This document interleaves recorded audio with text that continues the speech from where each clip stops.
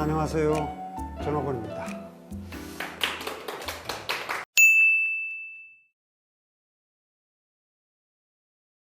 이번 시간에는 두 번째 장자를 여러분들에게 소개할까 합니다. 논어가 일상이라면 장자는 상상입니다. 상상을 왜 했을까요? 더 힘들었던 모양이에요. 앞서 말씀드렸지만 공자가 살았던 시대는 춘추시대였고 장자가 활동했던 시대는 전국시대입니다. 춘추시대보다 훨씬 더 혼란이 심했어요. 그런데 장자는 공자처럼 이렇게 유명한 인물이 아니에요. 공자나 맹자 같은 그룹은 뭐 이를테면 육아철학자들요, 공자, 맹자, 순자 이런 사람들은 당시의 그 통치자들에게 이름이 널리 알려졌고 영향력이 막강했습니다. 그런데 장자는 무명의 작가였어요. 살아가는 방식이 다를 수밖에 없죠. 이를테면 공자나 맹자는 어떻게 천하를 다스려야 할 것인가 이 고민을 한 사람이에요. 치천하예요. 자주 등장하는 용어가 천하입니다. 물론 그 천하라고 해봤자 그 당시 중국을 가리키는 말입니다만 지금 우리가 생각하는 그 범위하고는 다르죠. 근데 어쨌든 주도적으로 이 천하를 어떻게 하면 다스릴 것인가 이런 말들을 하는 사람들이고, 반면에 이제 장자 같은 경우는 천하라는 말을 잘 쓰지 않고 강호라는 말을 써요. 강호. 강과 호수. 그래서 강호는 통치하는 대상이 아니라 처강호입니다. 어떻게 하면 이 강호에 살아남을 수 있을 것인가, 이 의미가 다르죠. 어떻게 하면 이 세상을 잘 다스릴 수 있을까 이렇게 고민하는 사람과 어떻게 하면 이 험한 시대를 살아남을 수 있을 것인가 다르죠.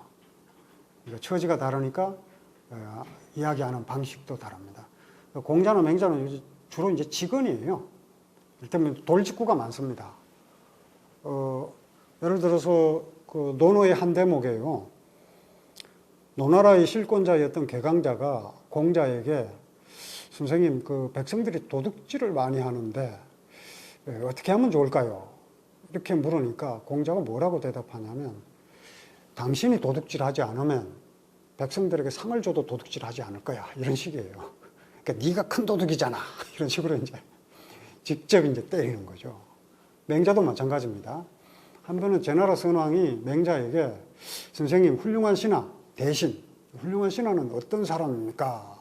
그러니까 맹자가 훌륭한 신하는 말이죠, 임금이 잘못을 저지르면 말립니다.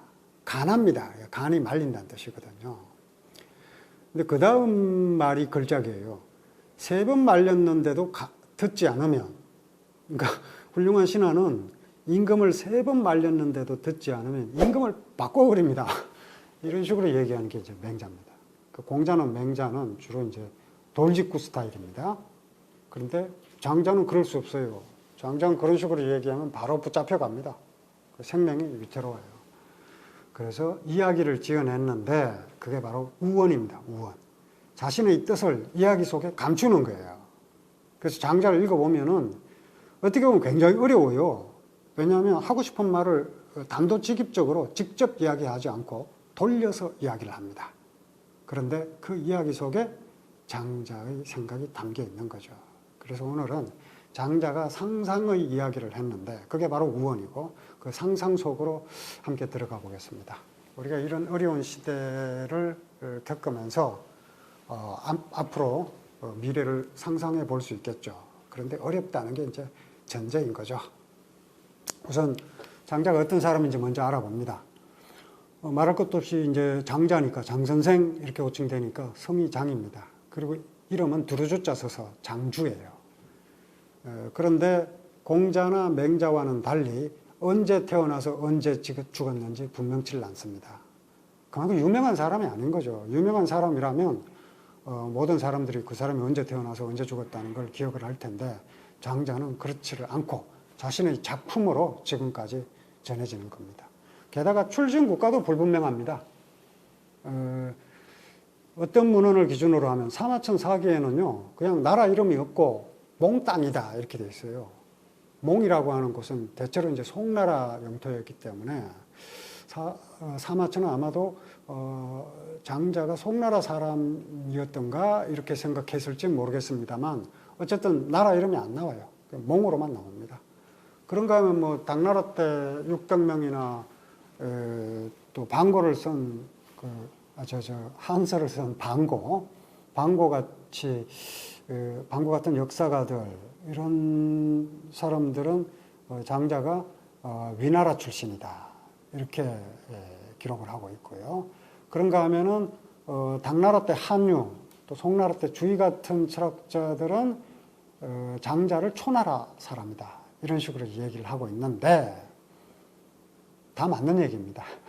왜냐하면 몽이라는 지역이요 한때 송나라 땅이었다가 그 다음에 초나라 땅이 됩니다. 그러다가 또 장자 사후에 위나라 땅이 돼요. 그러니까 몽이라는 나라는 송나라, 초나라, 위나라의 국경 지역에 위치하고 있던 고을이었던 거죠. 이런 데서 살기가 굉장히 어렵죠. 이를테면 태어났을 때는 송나라예요. 근데 초나라가 쳐들어와가지고 초나라 천하가 돼버린 겁니다. 또 송나라에서 살 때 어떻게 하면 잘 살 수 있습니까? 송나라 만세하고 살면 됩니다. 우리가 지금 대한민국 만세하고 살고 있잖아요. 근데 이제 초나라가 쳐들어와서 초나라 시대가 돼버렸어요. 그럼 이제 초나라예요. 그럼 어떻게 해야 잘 살죠? 예, 그래도 나는 송나라 만세, 송나라의 독립을 위해서 이건 이제 안중근 의사나 윤봉길 의사 이런 분들 위대한 분들이죠. 그런 분들은 그러는데 이름 없는 사람들은 어떻게 해요? 대체로 초나라 만세하고 사는 거죠. 그냥 초나라 시대니까. 근데 그걸로 끝나면 차라리 다행입니다. 그러다가 다시 송나라 시대가 됐어요. 송나라가 쳐들어와서 송나라가 차지합니다. 그러면 어떡합니까? 이건 다시 이제 송나라 만세. 그랬는데 누가 그래요? 너 지난번에 초나라 만세 했잖아. 이제 어떡합니까? 이제 아주 골치 아파지죠. 그런 지역에서 산 거예요, 장자가. 그러니 하고 싶은 말을 마음대로 할 수가 없습니다. 그런데 어떻게든 말을 해야 되겠죠. 그래서 이야기를 만들어낸 거예요. 근데 그 당시에는 인기가 없었어요. 어떻게 인기가 없었는지는 잠시 후에 말씀드리기로 하고요. 어쨌든 장자는 꿈을 꿉니다. 그리고 이상향을 그려요. 그 이상향이 바로 무하유지향입니다. 무하유지향은 하유는 어디인가 있다는 뜻이고요. 무는 없다는 뜻이에요. 어디에도 없는 고을 이런 뜻이에요. 어디에도 없는 고을 무하유지향 이상향을 꿈꿉니다. 왜 꿈꿉니까? 현실이 그만큼 힘들었기 때문에. 현실이 지옥이니까. 토마스 모어가 유토피아라는 작품을 남겼죠. 16세기 인클로즈 운동으로 농민들이 다 죽게 됐잖아요. 지옥이었죠. 그래서 이상향을 그리는. 유토피아도 이 말이 무하유지향하고 똑같은 뜻이에요. 토피아는 장소죠. 어디엔가 있는 장소일 텐데 유는 부정하는 뜻이에요. 없어요. 그러니까 유는 이유로 쓰면 좋다는 뜻이 또 되죠. 어디에도 없는 좋은 곳 이상향입니다. 현실에 없는 것. 우리가 그런 이상향을 그릴 때는 현실이 그만큼 힘들 때입니다. 그렇게 이상향을 상상하면서 버티는 거죠. 살아남는 겁니다. 장자도 그런 사람들이었던 거죠. 자, 어느 정도로 참혹한 시대였는가 장자 한 대목을 읽어보겠습니다.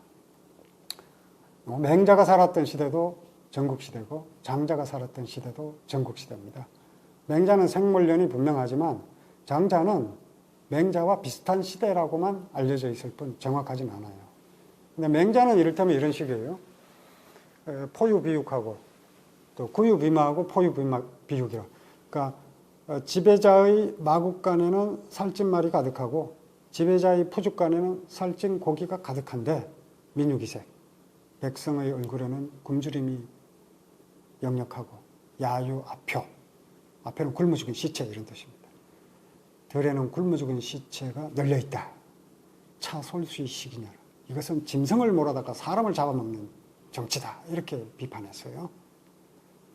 그러니까 마국간에 사람 포동포동 살이 쪄 있는데 백성은 굶어 죽는 거예요. 짐승이 더 나은 거죠. 그러니까 짐승을 모르다 사람을 잡아먹는 정치다. 어느 정도로 참혹했는지 짐작이 가죠. 그러니까 이 어지러운 천하를 어떻게 다스려야 할 것인가, 이 어려움에 처한 백성을 어떻게 구제해야 할 것인가, 이게 맹자의 지천하 왕도예요. 천하를 다스리는 왕도예요. 근데 장자는요, 장자는 그렇게 주도적으로 나서서 천하를 다스리는 그 그룹에 속하지 않는 일개의 무명의 작가예요. 그 입장에서 쓴 겁니다. 보시죠. 사형당해 죽은 사람들이 시신이 서로 베개를 베고 누워있고, 법이 너무 가혹해서 사형당한 사람이 이렇게 많은 게 베개를 베고 누워있을 정도가 된 거예요. 절비한 거죠. 그런가 하면 착고를 차고 칼을 쓴 죄수들이 서로 밀칠 정도로 바글거리고 전부 죄수가 돼서 수갑, 족갑 차고 다니는 겁니다. 도대체 법이 어땠길래. 형육을 당해 손발 잘린 자들이, 이건 이제 뭐 수갑, 족갑 차는 정도가 아니라 손발이 잘린 거죠. 서로 마주볼 정도로 많았다. 그런데도 유가와 묵가이 선생이란 자들은 사람을 사랑하는 것이 인이다, 뭐 이렇게 천하를 위해서 이익을 일으키고 해로움을 제거해야 된다, 묵가. 이런 선생이란 자들은 그들 사이에서 팔을 걷어붙이고 잘난 척 떠들어대고 있었다. 그 장자가 보기엔 부끄러움을 모르는 자들이다. 그들이 말하는 성과지, 이거 묵가의 가치입니다. 성과지는 찹고나 목에 씌우는 칼의 쐐기에 다른 것이 아니고 그들이 내세우는 인과 의는 죄수의 형구를 채우는 자물쇠와 마찬가지였다. 이렇게 비판합니다. 유가의 가치 인이 훌륭하죠. 묵가의 가치 성지 훌륭합니다.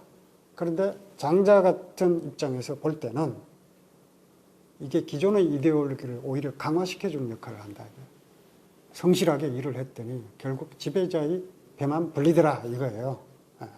그러니까 절성기지, 성과지 이런 거 끊어버려야 되고 인과의 이런 거 없애버려야 된다.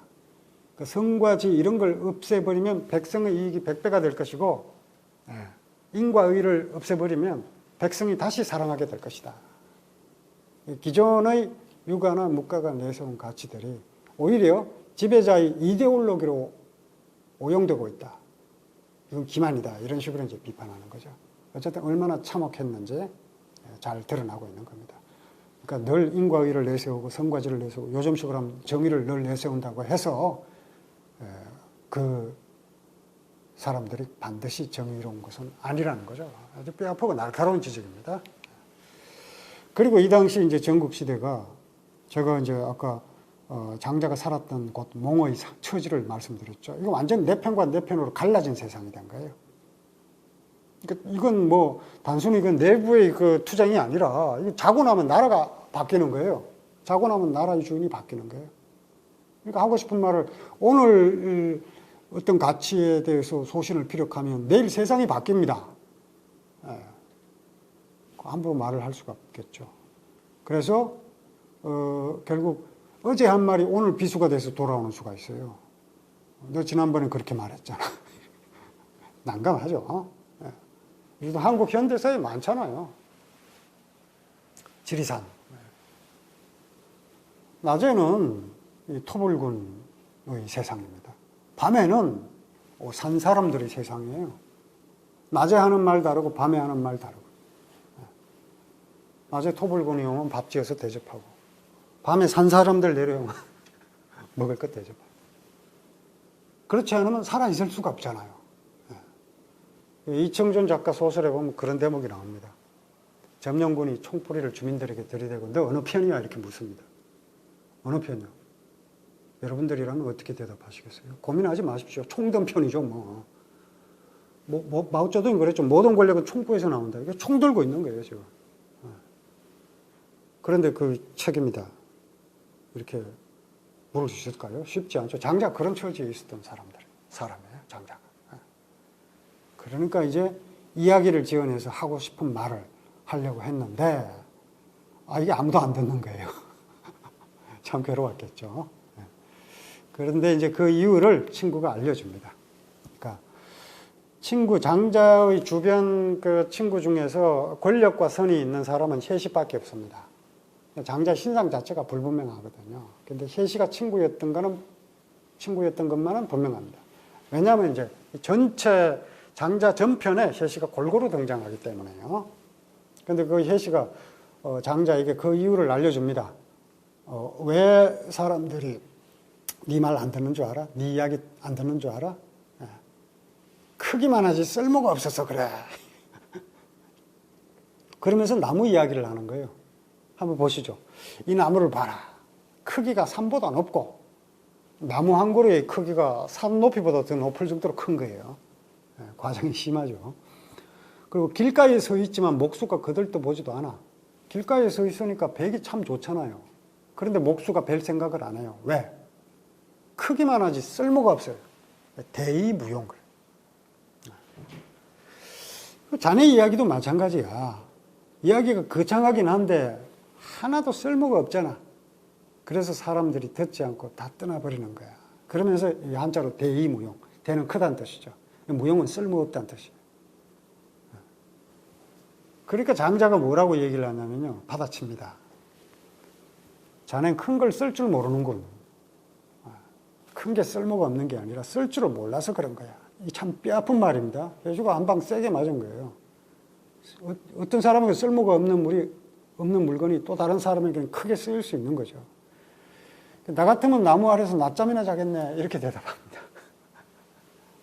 그렇게 크다란 나무가 있으면 그 나무를 베어서 뭘 만들려고 생각하지 말고 그 나무 아래서 낮잠 자면 좋잖아. 거기서 이제 소요방황이란 말이 나와요. 한번 보시죠. 그래서 장자는 스스로 쓸모없는 자가 되기 위해서 애를 씁니다. 전쟁이잖아요. 전쟁의 소용돌이 한가운데에서 난 낮잠이나 자겠다. 그런가 하면 모든 사람들이 이제 효율, 이익을 위해서 달려가는 시대였습니다. 그런데 자유를 찾아 방황합니다. 아이고, 자유 그러니까 이 동아시아에 무슨 자유? 서구학자들도 그렇고 우리나라의 많은 연구자들도 뭐 그런 식으로 이제 얘기를 하는데 동아시아는 자유가 없다. 자유라고 하는 것은 서구 근대가 만든 것이다. 뭐 이런 얘기를 하는데 참 못된 버릇입니다. 조선시대의 그 위정척사파라고 아시죠? 서구를 막았던 장본인들인데 그 위정척사파 유학자들은요, 이 서양인들에게는 인의예지가 없다 그랬어요. 짐승이다. 다 금수다 그랬어요. 두 쪽이 다 문제가 있어요. 왜냐하면 자기들이 만든 걸 가지고 다른 지역에 봤더니 똑같은 게 없다고 폄하하는 태도 다 문제죠. 다 문제인데 자유, 근대적 의미의 자유는 아닙니다. 그런데 근대인들도 얻지 못한 자유가 있죠. 근대라고 하는 게 시장 경제, 자유시장 경제에서 온 거잖아요. 욕망에 이끌려서 따라가는 거거든요. 뭐 애덤 스미스 국부론은 그렇잖아요. 이익에 따라서 움직이는 거. 사리사욕을 긍정하는 게 이 근대 시장, 자유시장 경제 체제인데 그러다 보니 그 욕망에 구속되어서 자유롭지 못합니다. 이익을 향해 달려가게 되면 그로부터 자유로울 수 없게 되는 거죠. 장자가 바란 자유는 그 당시 전쟁은 이익이거든요. 가장 크다란 이익이죠. 그 이익을 향해서 달려갈 때 홀로 자유를 찾아서 방황합니다. 방황이 뭐냐? 원래 방황이라고 하는 거는 이쪽으로 가야 할지, 원래 이게 공간 개념이에요. 방자 왼쪽에 있는 두인변, 황자 왼쪽에 있는 두인변, 한자로요. 이건 이제 길을 뜻합니다. 갈림길이에요. 갈림길에서 어디로 가야 할지 몰라요. 목적지가 없으니까. 우리가 길을 나서는데 목적지가 없으면 어떻게 됩니까? 어디로 가야 할지 모르겠죠. 방황은 좋지 않은 뜻으로 쓰이는데 장자는 방황을 아주 좋은 뜻으로 씁니다. 목적지가 없기 때문에 아무 데나 가도 됩니다. 안 가도 됩니다. 아무리 천천히 가도 상관이 없어요. 소크라테스가 사형을 선고받았잖아요. 내일 사형당해 죽을 거예요. 독배를 마시고 죽을 거예요. 오늘 잠을 편안히 잘 수 있을까요? 편안히 잘 잤습니다. 소크라테스는. 네. 편안히 잘 잤어요. 크리톤에 나와요. 크리톤이라는 사람은 소크라테스와 동네 친구, 동갑이에요. 동네 친구이자 뭐 제자다 이렇게 볼 수 있는데 크리톤이 그날 새벽에 소크라테스를 찾아가요. 감옥으로. 간수에게 이게 좀 찔러주고 들어갔어요. 소크라테스가 잠을 자고 있다가 깨보니까 크리톤이 와 있거든요. 언제 왔어? 좀 됐어. 근데 왜 오자마자 날 안 깨웠어? 자네가 너무 잘 자고 있길래 못 깨웠어. 어떻게 이렇게 태평하게 자고 있냐? 쿨쿨 잘만 잤습니다, 소크라테스. 왜요? 뭐 사형장에 빨리 가야 좋을 거 없잖아요. 네. 장자하고 비슷하죠. 네. 편안하게 잘 잡니다. 내일 지구가 망해도 사과나무 심는 게 아니라요. 스피노자하고 약간 다르네요. 내일 지구가 망하더라도 오늘 사과나무를 심으리라. 장자는 내일 지구가 망한다고 난 잠이나 자리라. 우리는 뭐 내일 아침 30분만 빨리 나가도 그냥 잠을 못 자잖아요. 저도 오늘 일찍 나온 건 아닙니다만 어젯밤에 평소보다는 잠이 잘 안 오던데 이래서 소크라테스가 못 됩니다. 빨리 가야 한다 해서. 빨리 안 가면 잘 자잖아요. 뭐 장자 그랬죠. 왜 이렇게 빨리 가려고 그래? 빨리 간 사람들이 뭐 했어요? 빨리 간 사람들이 달려간 데가 결국 전쟁터. 그래서 성공하면 남을 죽이고 실패하면 내가 죽고. 장자는 그렇게 살아서는 안 된다. 혜시가 아주 세게 한 방 맞은 겁니다. 장자 이제 꿈 이야기가 많이 나옵니다. 왜 꿈 이야기가 많냐면 상상이잖아요. 그런데 그냥 꿈 이야기가 아니라 꿈속의 꿈 이야기가 나와요. 그러니까 어떤 사람이 꿈에서 깨어나 기름을 점칩니다. 근데 알고 보니 그게 꿈이었던 거예요. 그러니까 우리가 꿈을 꾸면 이 꿈이 뭐 예지몽 이런 것도 있다 그러잖아요.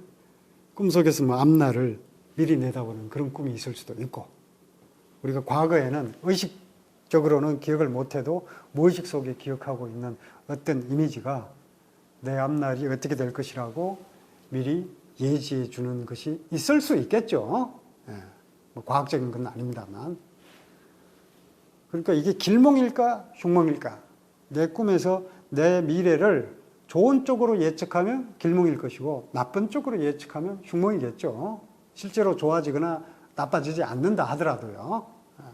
이렇게 해서 길몽일까 흉몽일까 점을 막 치고 있는데, 점친다는 게 꼭 무슨 주술적 행위를 하지는 않는다 하더라도 우리가 점쳐본다 그러잖아요. 그러고 있는데 그러다가 깬 거예요, 또. 그러니까 꿈속에서 꿈을 꾸고 그 꿈이 길몽인지 흉몽인지를 점치고 있다가 다시 깬 겁니다. 이게 참 재밌는 이야기죠. 그러니까 그냥 생신 줄 알았더니 꿈이네 이런 식으로 착각한 이야기로 끝나지 않습니다. 그러니까 꿈속의 꿈에서는 깨어나도 여전히 꿈이잖아요. 자, 그것처럼 지금 우리가 우리의 삶에서 깨어나면 어떻게 될까요? 이것 자체가 허상일 수 있는 거죠. 이것 자체가. 사실은 우리가 지금 살아서 추구하는 이 모든 가치가 헛된 꿈일 수 있다. 거기서 깨면 이제 이게 대각이 되는 거예요. 대각. 그래서 이 한자로 이제 깨우칠 각자를 쓰잖아요. 근데 이 깨우칠 각자는 잠에서 깨어나거나 꿈에서 깨어날 때는 각으로 읽지 않고 교로 읽습니다. 교. 생리적인 깨어남, 그게 교예요. 그런데 삶에서 깨어나면 그걸 각이라 그럽니다. 깨달았다. 각성. 우리가 이 삶에서 깨어나면 우리가 지금 추구하고 있는 모든 이익이나 집착, 이런 것들이, 고집, 이런 것들이 다 허상일 수 있는 거죠. 다행히 그걸 깨달은 사람들이 꽤 있어요. 죽은 다음에 깨달으면 소용이 없고, 죽을 때가 되면 다 깨닫게 돼 있고요. 가져갈 수 없다는 걸 아니까 다 깨닫게 돼 있죠. 강제로 깨닫게 됩니다. 죽기 전에 깨달은 사람들이 이제 꽤 있죠. 그게 부처고, 뭐, 이런. 대각자. 대각, 그럼 원래 부처를 가리킵니다. 깨달은 자. 예를 들면 뭐, 그 죽기 전에 깨달은 인물 중에 스티브 잡스도 뭐 그 중에 하나입니다. 자기가 추구해왔던 그 가치가, 자신의 삶에 도움이 되지 않으니까, 오직 자신의 삶을 위해서 살아라. 이렇게 이야기를 하고 죽었잖아요. 좀 더 일찍 깨달았으면 더 좋았을 텐데 말이죠. 그런 이야기입니다. 꿈속의 꿈. 그런가 하면 또 그림자 이야기가 나와요. 근데 그냥 그림자가 아니라 그림자의 그림자 이야기입니다. 그림자가 보면 그림자가 또렷하지 않고 옆에 붙어 있는 희미한 그림자가 있잖아요. 이렇게 하는 게 지금 보입니다. 그런데 이 그림자에 붙어 있는 그림자, 곧 그림자의 그림자와 그냥 그림자가 대화를 하는 거예요. 그 내용을 한번 읽어보죠. 그림자의 그림자가 그림자에게 묻는다. 따지는 겁니다. 왜 당신은 바삐 달려가다 갑자기 멈추고 가만히 앉아 있다가 갑자기 또 문득 일어섰냐? 왜 그리 지조가 없어? 이게 투덜대는 거죠. 네가 자꾸 움직이니까 나도 따라 움직여야 되니까 피곤하다. 좀 지조 있게 좀 앉아 있을 때는 좀 계속 앉아 있고 일어설 땐 계속 일어서 있어라. 갑자기 이랬다 저랬다 하지 마라. 이렇게 이제 따지니까 그림자가 대답을 합니다. 아니 남들 그러고 싶어서 그러겠어? 내가 붙어 있는 무언가가 계속 움직이니까 나도 움직이고 앉으니까 나도 앉고 뛰다가 멈추고 앉아있다 일어서고 하는 거잖아. 자, 이게 그림자는 실상이 아니죠. 허상이죠. 비친 거잖아요. 그런데 그림자의 그림자 입장에서 볼 때는 그냥 그림자가 실상입니다. 지가 붙어 있는 거니까. 그러니까 그림자의 그림자 입장에서 볼 때는 명백히 실상인 그림자가 실물의 입장에서 볼 때는 허상이잖아요. 그러면 이 실상이라고 생각하는 우리 몸뚱이 이거냐? 이것도 무언가에 붙어 있다 이거예요. 무언가에 의존해 있다. 그럼 이것도 허상 아니야? 이렇게 되는 거죠. 아까 꿈 이야기와 같죠? 우리의 삶이 꿈일 수 있다. 우리의 신체가 사실은 그림자일 수 있다. 우리의 삶이나 우리의 신체나 우리가 추구하는 이 모든 가치가 실은 허상일 수 있다. 이런 식으로 얘기를 하는 거죠. 이게 이제 장자가 꿈과 그림자를 통해서 하고자 하는 이야기입니다. 일단 이게 상상인데 이 상상이 사실은 날카로운 현실 인식을 품고 있는 겁니다. 현실에 대한 부정이 이 속에 들어가 있는 거죠. 왜 이렇게 됐을까요? 한번 살펴봅니다. 꿈 이야기로 꿈속의 꿈과 그리고 꿈, 그리고 현실을 딱 이렇게 배열을 하죠. 대비시킵니다. 그리고 또 그림자의 그림자 이야기, 그림자 이야기를 통해서 그림자의 그림자가 있고 그냥 그림자가 있고 그리고 실물이 딱 대비가 되죠. 이렇게 보면 모든 삶으로 서로 종속되어 있는 겁니다. 꿈속의 꿈은 꿈에 종속되어 있고 꿈은 생시, 현실에 종속되어 있습니다. 그리고 그림자의 그림자는 그냥 그림자에 종속되어 있고 그림자는 실물에 종속되어 있습니다. 자, 그렇다면 그걸 계열화시키면 이 현실과 실물이라고 하는 것도 종속되어 있는 겁니다. 무엇인가에 종속되어 있을 수 있는 거죠. 그래서 우리가 명백히 허상이라고 알고 있는 것을 통해서 실상이라고 알고 있는 것조차 부정하는 겁니다. 결국 현실과 실물을 부정하는 거죠. 그러니까 겉으로 보기에는 전혀 종속된 존재가 아닌 것처럼 보이는데 사실은 종속의 굴레에 얽매여 있다. 우리가 인간관계를 두고 얘기하면 어떻게 얘기할 수 있을까요? 그러니까 인간관계를 완전히 새로운 방식으로 바라보기 시작한 게 누구냐? 마르크스죠. 마르크스가 자본론, 생산관계 얘기하잖아요. 생산관계. 완전히 새로운 관점에서 얘기합니다. 그런데 이를테면 노동하는 사람이 있고 그 노동자를 고용하는 사람이 있다 그랬을 때 고용하는 사람은 종속되지 않고 노동하는 사람만 종속되어 있느냐? 장자를 기준으로 얘기하면 그렇지 않습니다. 노동하는 사람은 자신을 고용한 사람에게 종속되어 있고 또 그 고용한 사람은 또 다른 하청업체로서 또 다른 업체에 종속이 되어 있고 또 그 업체는 또 다른 큰 기업에 종속되어 있고 그러면 그 큰 기업을 대표하는 사람은 종속되어 있지 않느냐? 죽음조차 마음대로 할 수 없는 상태에 또 종속이 되는 거죠. 현실의 인간관계를 놓고 보면 우리가 갑이 있고 을이 있다 이런 식으로 얘기한다면 갑이 갑질을 한다 이렇게 되면 그 갑은 또 다른 갑에 종속되어 있는 거예요. 문제는 뭐냐면 자신이 갑의 처지에 있다고 해서 을에게 갑질을 하게 되면 자기가 을로 소속되어 있는 또 다른 갑의 갑질을 막을 수 있는 논리적인 방법이 없습니다. 이거 원리적으로 불가능한 거예요. 갑질을 하면 안 돼요, 그냥. 내가 갑질을 하는 순간에 나에 대한 갑질도 원리적으로 인정하는 게 되는 거예요. 그게 노예의 삶이죠. 그로부터 벗어나야 된다고 이야기를 하는 겁니다, 장자는. 그래서 현실과 실물을 부정하는 거죠. 정리를 해보죠. 겉으로 보기에 종속된 존재가 아닌 것처럼 보이는 것들도 사실은 종속의 권리에 얽매여 있다. 힘이 지배하는 세계에서는 힘이 약한 자가 강한 자로부터 자유롭지 못하다. 그런데 힘이 센 자 또한 자유로울 수 없다는 거예요. 왜냐하면 더 큰 힘에 의한 지배를 인정할 수밖에 없기 때문에. 자, 이게 그러면 이제 비관적이죠, 굉장히. 굉장히 비관적입니다. 우리는 종속되어 있을 수밖에 없고. 자, 여기서 이제 탈출하기 위해서 장자가 이야기하는 게 나비의 꿈입니다. 굉장히 유명한 이야기죠. 나비꿈 하면. 나비꿈 하면 뭐, 이 동아시아뿐만이 아니라, 이 장자 이야기가 서구 사회에 알려지고 나서 서구 사회에서도 이 나비꿈과 비슷한 플러스 이야기들이 엄청나게 많이 만들어졌어요. 뭐 각종 문학 작품, 뭐 예술 작품, 뭐 그림책, 뭐 이런 걸로 만들어지기도 했습니다. 그만큼 이제 이 모티브 자체가 매력적인 이야기입니다. 한번 내용을 보죠. 어느 날 이 장자가 꿈에 나비가 된 거예요. 그래서 나비가 됐으니까 팔랑팔랑 날아다니잖아요. 가볍게 날아다니죠. 그래서 자기 뜻에 꼭 맞았다. 적지라는 말을 씁니다. 적지. 우리가 적당하다 이런 뜻으로 적자 쓰잖아요. 그리고 지는 뜻짓자. 내 뜻에 꼭 맞았다. 이게 어떤 거냐면 예를 들어서 신발이 발에 꼭 맞으면 그 신발의 존재를 잊어버리죠. 아예 발 존재를 잊어버려요. 꼭 맞으면 편안하니까. 적족. 신발이 발에 꼭 맞으면 신발은 물론이고 발까지 잊어버리게 돼요. 그러면 그게 이제 자유로운 상태입니다. 그런데 안 맞으면 신발이 자꾸 발에게 나 여기 있다고 자꾸 알려주죠. 그리고 발이 몸에게 나 여기 있다고 자꾸 알려주죠.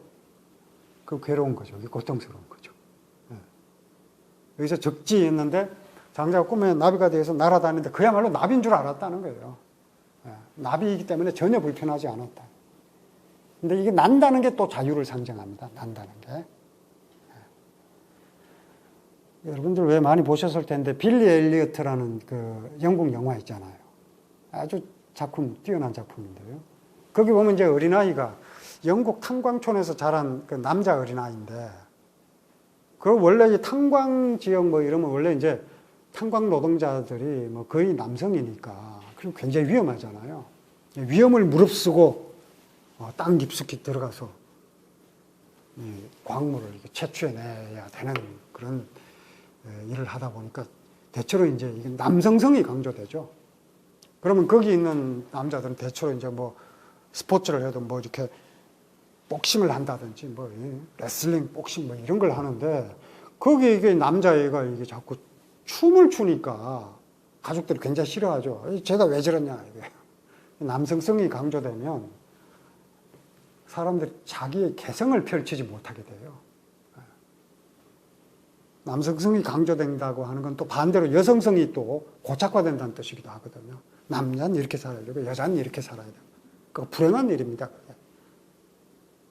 그러니까 이제 그렇게 춤을 추다가 나중에 이제 워낙 잘 추니까 이제 그 뭐 이야기가 길죠. 그 마을의 그 선생님이 그 재능을 알아보고 아이에게 춤을 가르치다가 나중에 자기 역량을 넘어서니까 그 영국의 로얄 발레 학교인가 뭐 거기에 입학을 시킵니다.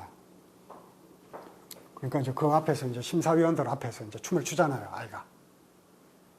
그 또 심사위원 중에 한 사람이 했던 말이 또 인상적이에요.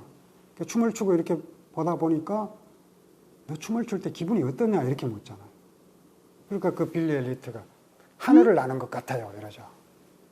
뭐 우리는 인간은 이게 육체 구석에 묶여 있잖아요. 머리 하나, 몸뚱이 하나, 팔다리 4개 여기에 묶여 있어요. 근데 그걸 갖고 이제 춤을 추는 거고 자유를 추구하는 거죠. 그게 춤을 춘다는 게. 그렇게 물어보는 게 참 인상적이었습니다. 아까 동작에 다리 올리는 동작에서 마이너스 1점, 뭐 뛰어오르기 높이가 뭐 플러스 3점, 뭐 이딴 식으로 채점을 하지 않고요. 우리 왜 저 위대한 김연아 선수 있잖아요. 촥 피겨 하면 우리 보통 해설을 할 때 트리플 악셀 뭐 점수 뭐 올렸습니다 뭐 이렇게 해설을 하잖아요. 근데 제가 한 번은 영국 해설인지 영국인지 캐나다인지에서 그 해설을 한 걸 본 적이 있어요.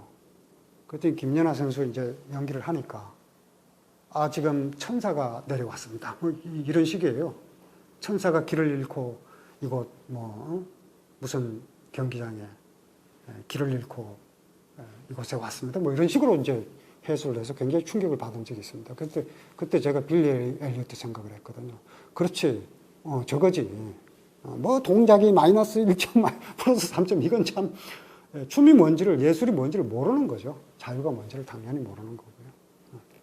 그러니까 난다고 하는 거. 장자 첫 번째 편을 넓히면 이제 펼치면 풍새가 이제 구만리장천을 솟구쳐서 날아가는 그 대목이 나오거든요. 붕새는 이제 엄청난 날갯짓. 붕새는 이제 그 기럭지가 얼마가 되는지 알 수가 없어요. 부지기 기천리예요.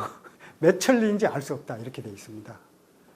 근데 한번 물을 튀기면 붕새가 북쪽 바다에서 날아오르는데 날갯짓을 한번 하면 튀긴 물이 3천리를 튀고 막 이래요. 엄청난 과정인데 그렇게 날갯짓을 하고 날아오르는데 그것도 자유를 상징하는 겁니다. 근데 이제 붕새는 그렇게 엄청난 날갯짓을 하는데 이 나비는 팔랑팔랑 가볍게 나는 거잖아요. 팔랑팔랑 이제 가볍게 날아다니는 나비가 되어서 날아다니다가 화들짝 깨보니까 그 나비가 아니라 장주인 거예요. 이게 앞서 얘기했던 꿈과 그림자의 비유와 다른 겁니다. 이 대목이 중요합니다. 그는 생각했다. 내가 나비의 꿈을 꾼 것인가? 나비가 지금 내 꿈을 꾸고 있는 것인가? 이걸요, 여러분들이 읽었을 때 이 글을, 장주를 나로 바꿔서 읽으면 재밌습니다. 어젯밤 꿈을 꿨어. 근데 꿈에 내가 나비가 됐더라고. 팔랑팔랑 날아다녔는데, 깨보니 나더라고. 그래서 생각을 했다고. 워낙 나비 같았으니까. 그래서 내가 지금 방금 꿈에서 나비가 된 건가? 아니면 이제 나비가 지금 내 꿈을 꾸고 있는 건가? 이거 참 알 수가 없네. 그러면서 이제 물화라는 말을 얘기해요. 물화. 묽은 물자 쓰고 변화 화자 이렇게 쓰는데 그게 이제 대상과 일체가 된다 이런 뜻이에요. 일체가 된다고 하는 건 내가 상대와 일체가 된다면 나와 동등하다. 이게 평등이에요. 동등하다. 장자는 자유를 추구하는 사람입니다. 근데 자유를 추구하기 위해서는 나와 대상이 평등해져야 한다. 이렇게 생각한 거죠. 정리를 한번 해볼까요? 앞서 이제 그림자, 그리고 꿈 이야기, 그리고 이 나비 이야기가 어떻게 다르냐, 이거예요. 그림자와 꿈 이야기에서 이게 그림자의 그림자는 그림자에 종속되어 있고, 그리고 그냥 그림자는 실물에 종속되어 있잖아요.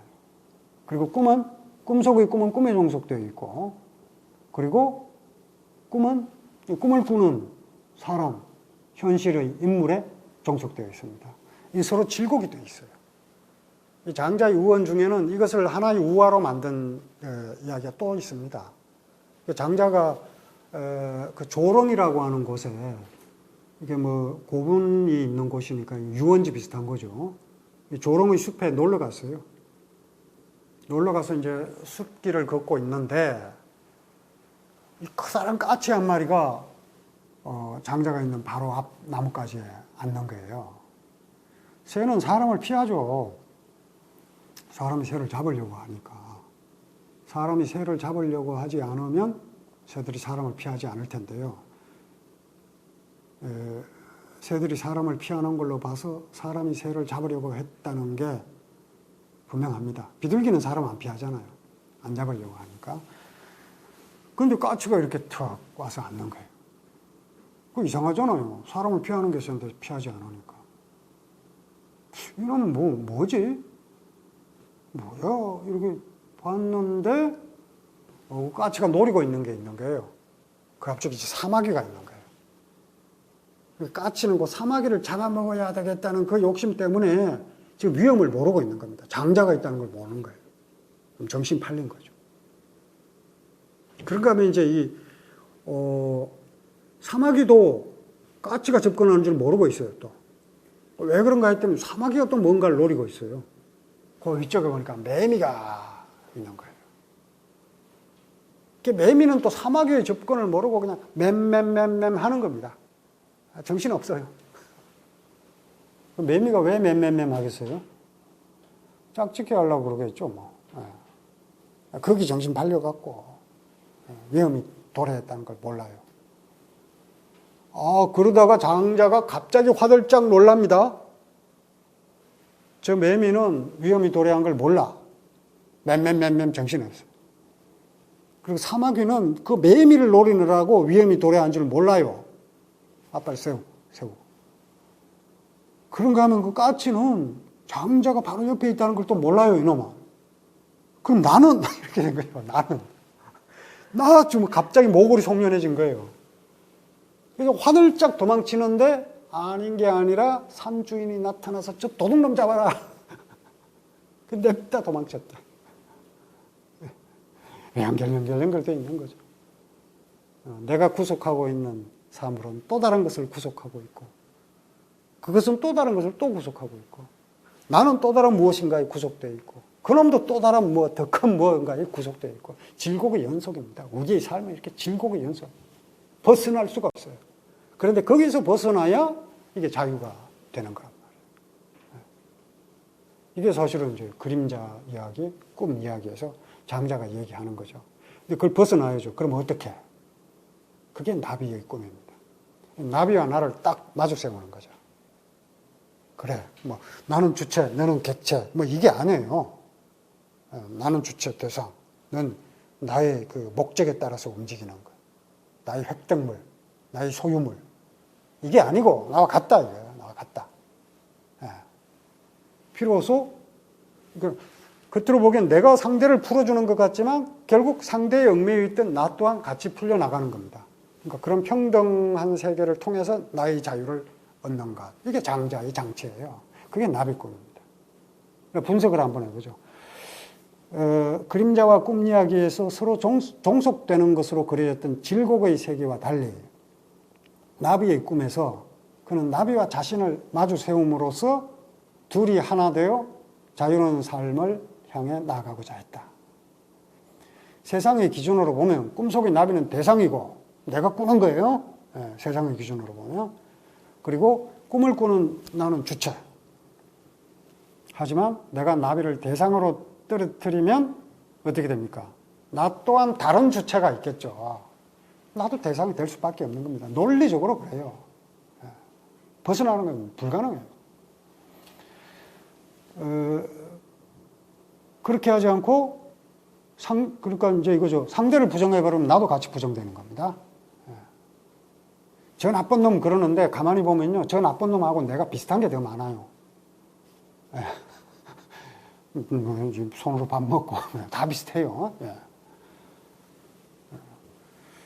그러니까 나 또한 부정될 수밖에 없으니까 종속에서 벗어나기 위해서 어떻게 하느냐. 꿈속의 나비를 나의 자리에 딱 세우는 겁니다. 내가 나비의 꿈을 꿔? 아니면 나비가 지금 나의 꿈을 꿔? 그러니까 내가 나비의 꿈을 꾸는 것처럼 나비 또한 내 꿈을 꿀 수 있는 존재. 이러면 이제 비로소 서로 간의 그 질곡이 해방되는 거죠. 풀리는 겁니다. 그래서 비로소 자유의 날개짓을 펼칠 수 있는 겁니다. 그러니까 나비의 비상은 자유를 얻기 위한 날개짓이에요. 그러니까 장자를 기준으로 얘기하면 우리는 보통 경제학적 관점에서 자유와 평등이 서로 대립하는 것이다 이렇게 생각하기 쉬운데 장자 입장에서 보면 그게 아니라 평등이 있어야 자유가 가능한 거예요. 평등은 자유의 조건입니다. 그래서 오히려 자유란 상대를 대등한 존재로 받아들일 때, 평등한 존재로 받아들일 때 가능하다. 장자가 꿈꾼 세상이기도 하고 자유로운 세상의 조건은 내가 곧 너고 내가 곧 나일 수 있는 세상. 그게 장자가 꿈꾸는 세상입니다. 히라빈 조르바, 그리스인 조르바, 카잔자키스 작품이 있죠. 거기 보면 처음에 이제 이 주인공 작가를 주인공 작가가 히라빈 조르바를 만나는 그 장면이 있죠. 거기 보면요, 자유가 뭔지 나옵니다. 자유란 무엇인가 이렇게 설명하는 게 아닙니다. 주인공 작가가 이 담뱃갑을 이렇게 갖고 있어요. 그 담뱃갑 이름 버지니아든가 막 그래요. 그러니까 조르바가 와서 그 담뱃갑을 보면서 버지니아 이래요. 그 왜 그러겠어요? 담배를 피우고 싶었던 거죠. 그러니까 주인공이 피우시라고. 그러니까 조르바가 이제 딱 한 가지를 꺼내서 담배를 피웁니다. 그러니까 주인공이 한 갑 다 가지세요 그래요. 그러니까 조르바가 뭐라고 하냐면 아니요, 딱 한 대면 됩니다. 나에게 필요한 건 담배 한 가치입니다. 이렇게 얘기를 해요. 그게 자유입니다. 그러니까 조르바는 담배 한 갑을 다 가져가면 내일도 피울 수 있고 모레도 피울 수 있을 수도 있습니다. 근데 안 가져가는 거예요. 근데 조르바는 내일의 그 행복을 위해서 오늘 나 자신을 구차하게 만들지 않아요.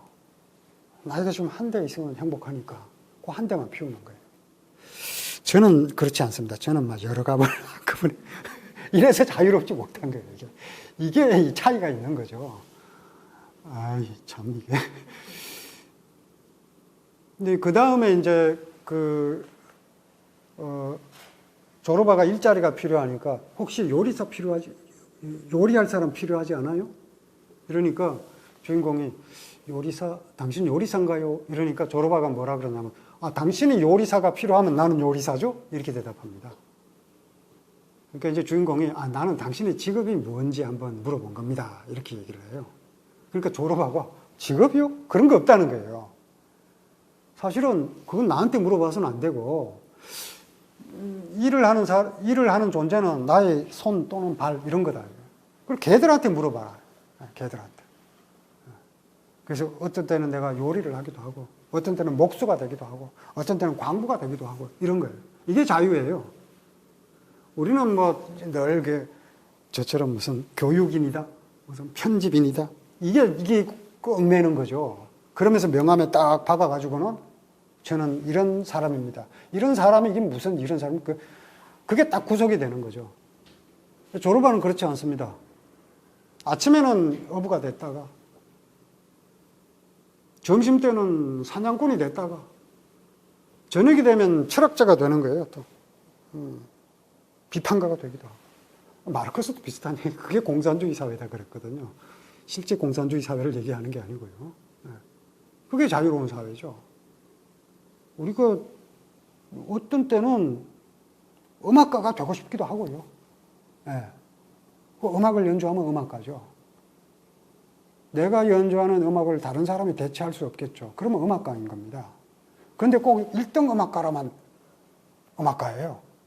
불러갖고 줄을 세워요. 심지어 이미 가수로 다 데뷔한 사람들을 막 가면을 씌워갖고, 저도 그거 재미있게 보긴 합니다만, 가면을 씌워갖고 누가 잘하는지 한번 보자, 이런 승부의 세계로 다. 그래서 이야기가 다 똑같아요, 다. 그러면서 그걸 갖고 즐기고. 저도 열심히 봅니다, 재미있게. 이게 사실 황당한 얘기죠. 재미있긴 한데 황당한, 참 모순된 건데. 그러니까 내가 너가 되고 너가 내가 될 수가 없어요. 바꿀 수 있어야죠. 그래야 이제 좋은 사회가 될 텐데 그렇지 않다는 거예요. 그런데 이제 장자에 나오는 이야기를 한대문득 소개를 하면, 장자는 이렇게 대상과 나를 딱 마주 세우기도 하는데 간혹 이렇게 뒤집기를 시도합니다. 그게 이제 장자 첫 번째 편이 소유의 편이고, 그 다음 편이 이제 재물론인데, 소유의 편의 첫 번째 이야기가 붕세 이야기입니다. 아까 말씀드린 것처럼 구만리 장천을 붕세가 날아가는 거예요.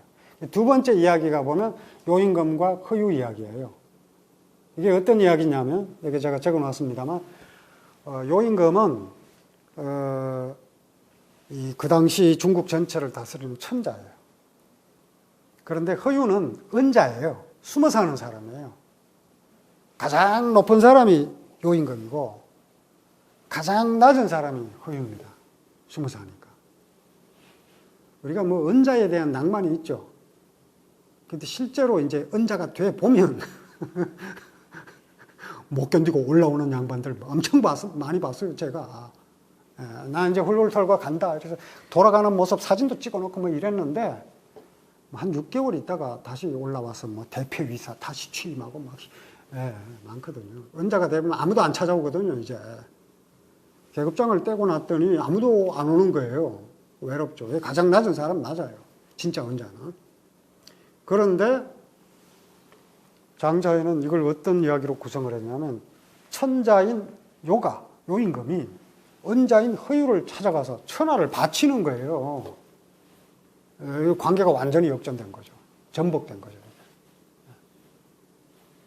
그래서 요임금이 허유를 찾아가서 뭐라 그러냐면 덕으로 치면 덕의 빛이 있고 덕광. 빛광자가 원래 불화 밑에 사람인 자입니다.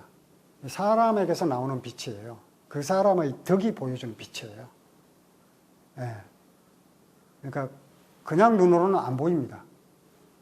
덕이 훌륭한 사람이 빛난다 그러잖아요. 우리가 어떤 사람이 빛날 때가 있죠. 그게 빛나는 건 사진으로 찍는다고 보이는 게 아니죠. 그 사람이 이제 가진 덕, 그 훌륭함 때문에 빛나는 거죠. 누구나 빛날 때가 있습니다. 지금 빛 보이시죠? 그 왜 성인들 그림 뒤에 보면 이제 둥그렇게 배광, 후광, 빛입니다. 그러니까 그런 빛, 덕이 당신 높고 당신 태양 같은 덕을 갖고 있고 나는 그냥 횃불 정도다. 그리고 덕택이 있어요. 택은 이제 윤택하게 한다. 비가 내리는 거예요. 만물을 생장시켜주죠. 덕택으로 얘기해도 내 덕택은 이렇게 이 물을 이렇게 바가지로 가지고 와서 이렇게 막 뿌리는 건데 당신 담비다. 담비가 내리는데 뭐 물대고 있냐? 그 쓸데없는 짓 아니냐? 당신의 덕이 그렇게 훌륭하니 내가 천하를 다스릴 수 없다. 당신에게 천하를 바칩니다 하고 천하를 갖고 와요. 그러니까 허유가 뭐라 그러냐면 난 천하를 쓸 데가 없어. 가봐. 나는 거죠. 뭐 저렇게 비유를 해요. 초려, 심어, 심림이나 초려는 이제 그 뱁새예요, 뱁새. 뱁새가 깊은 숲속에 둥지를 틀지만 깊은 숲속이 필요해요. 하지만 생존을 위해서는 불과 일지. 나뭇가지 안 하면 충분하다. 그리고 생쥐가 황하의 물을 마시지만 한 모금은 족하다. 아까 히라빈 조르바 얘기에 비슷하죠. 나는 한 모금 있으면 돼.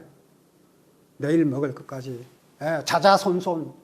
거기에 난 관심 없어. 이렇게 얘기하죠. 비슷하죠.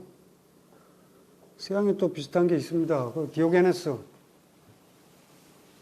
디오게네스가 알렉산더가 디오게네스를 만나고 싶어 하죠. 왜? 맨날 그 칼 쓰고 하는 사람들과만 같이 있어봤자 폼이 안 나잖아요. 인생은 폼이 나야 되잖아요. 현자와 대화를 해야죠. 디오게네스가 현자라고 하니까 가서 이제 한마디 해보려고. 가서 원하는 게 뭐냐? 그랬더니 뭐든지 다 들어주겠다 이랬더니 뭐라 그럽니까? 비켜. 햇빛 가리지 마. 그런 식이죠. 현실의 관계를 전복시켜버리는 겁니다. 때로 마주 세우기도 하고 때로는 전복시킴으로써 새로운 세상을 꿈꾼 것이 장자였다. 이렇게 얘기할 수 있습니다. 그럼 장자는 자유를 얻었을까요? 얻지 못한 것 같습니다. 장자의 마지막 편은 비극이에요. 혼돈이 죽거든요. 혼돈이 바로 장자가 추구하는 그 이상적인 인간상 이렇게 얘기할 수 있을 텐데 혼돈이 죽습니다. 어떻게 죽는지 한번 보죠. 남의 임금은 숙이고 북의 임금은 홀이다. 한 사람은 남쪽에 있고 한 사람은 북쪽에 있어요. 둘이 만날 수가 없어요. 만나려면 중앙으로 가야 됩니다. 중앙의 땅이 혼돈이에요. 그래서 혼돈이 잘 대우해 줍니다만 이 홀과 숙을 잘 대우해 줘요. 그랬는데 그게 고마우니까 숙과 홀이 혼돈의 은혜에 보상하기 위해서 혼돈은 눈, 코, 입, 귀가 없어요. 예. 야, 얼마나 답답할까 해서, 야, 우리가 구멍을 뚫어주자 해서 구멍을 하루에 1개씩 뚫어줬어요. 7일 만에 혼돈이 죽어버립니다.